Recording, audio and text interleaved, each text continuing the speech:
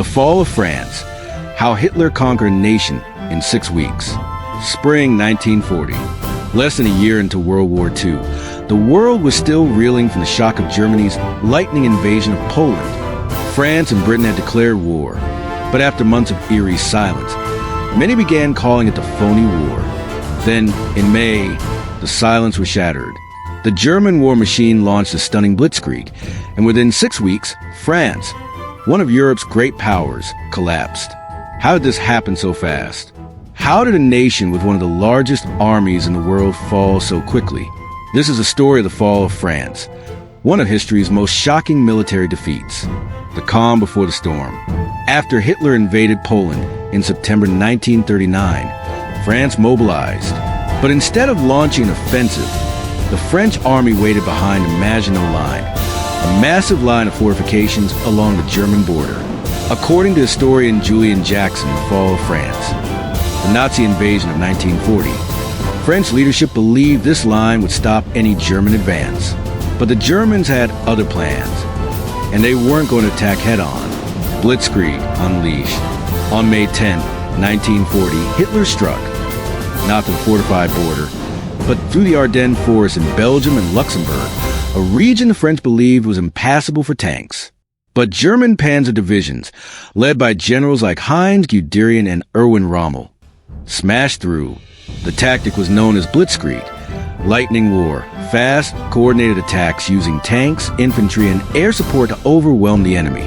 France was caught completely off guard. Dunkirk and disaster.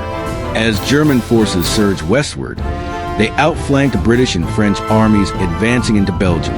Within days, Allied forces were trapped on the beaches of Dunkirk. In a desperate operation, Operation Dynamo, over 300,000 British and French troops were evacuated across the English Channel. But they had to leave behind most of their equipment. As Churchill would later say, wars are not won by evacuations. The heart of the French army was broken. With Paris under threat, the French government fled. On June 14th, German troops marched into the capital unopposed. Just days later, on June 22nd, France signed an armistice with Germany in the very same railway carriage where Germany had surrendered in 1918. Hitler chose a location deliberately to humiliate the French. Historian William Shire, who witnessed the moment, described it as a cruel, symbolic act of revenge. Why France fell? France's defeat wasn't just about German tactics. It was also about French failures. Outdated strategies, poor communication, and political division all played a role. Many French leaders still had a World War I mindset. As Alistair Horn wrote in To Lose a Battle, it was a defeat not only of arms, but of ideas.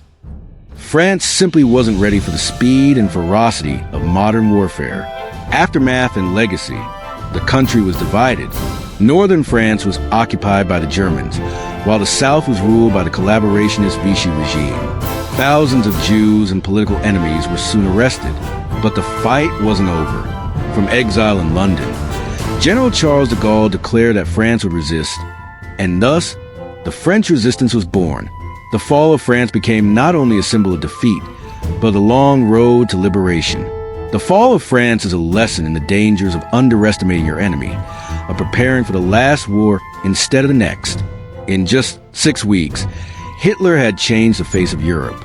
But even in defeat, the seeds of resistance were planted. What do you think? Could France have stopped the invasion?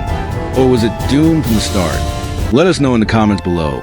And don't forget to like, share, and subscribe for more hidden chapters of history.